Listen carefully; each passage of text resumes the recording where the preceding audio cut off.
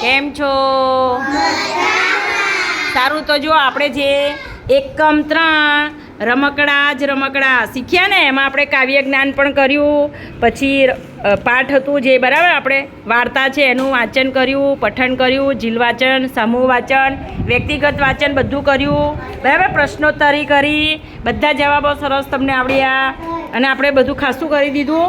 તો હવે આપણે 6 પ્રવૃત્તિ 7 પ્રવૃત્તિ પૂરી કરી, રમકડા શોધ પણ કરી બરાબર. તો હવે આજે આપણે 8મી પ્રવૃત્તિ છે કે તમે ઘણા રમકડા જોયા હશે બરાબર, અને એમાં જાતે આપણે રમકડા પણ બનાવવાના છે અને બનાવ્યા પણ હશે.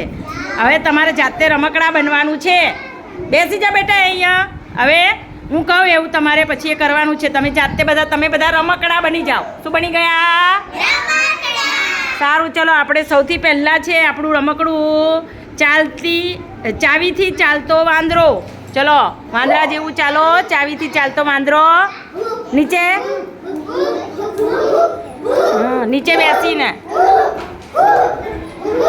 હા, બરાબર, સરસ. ચલો, બીજું રમકડું છે આપણું ઢોલ વગાડતો ભાલુ. ઢોલ વગાડો. સરસ. ત્રીજું રમકડું છે આપણું ગીત ગાતો પોપટ.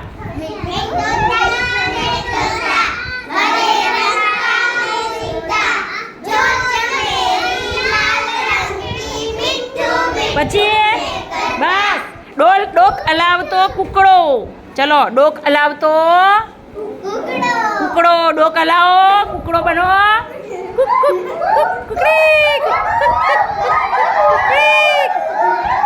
સરસ. હવે આવ્યું છે આંખો પટપટાવતી ઢીંગલી. ચલો, આંખો પટપટાવતી ઢીંગલી. તમે ઢીંગલી બની જાઓ છોકરીઓ. આંખો પટપટાવો. સરસ. છોકરાઓ તમે ઢીંગલો બની જાઓ. આંખો પટપટાવો. સરસ. હવે આપણે આવીશું રોબોટ. ચલો, રોબોટ બની જાઓ. સરસ. રોબોટ જેવું કરેલા. ધીરે ધીરે પગ પણ હલાવે ને રોબોટ. પગ પણ ધીરે ધીરે આગળ લાવવાનો. એક પગ આમ આગળ. પ્રિયાંશુ જેવું. દિવ્યાંશ. સરસ. હવે આપણે છેલ્લું છે પાટા પર ચાલતી રેલગાડી. બધા રમકડા એક સાથે. છુક ગાડી. બસ અહીંયા જ આપણે કઈ જવાનું. છુક ગાડી કરવાની છે. સરસ. Very good. બધું આવડી ગયું તમને, થાય ને? બધા રમકડા ઓળખી ગયા? હા, સરસ. મૂકી દો.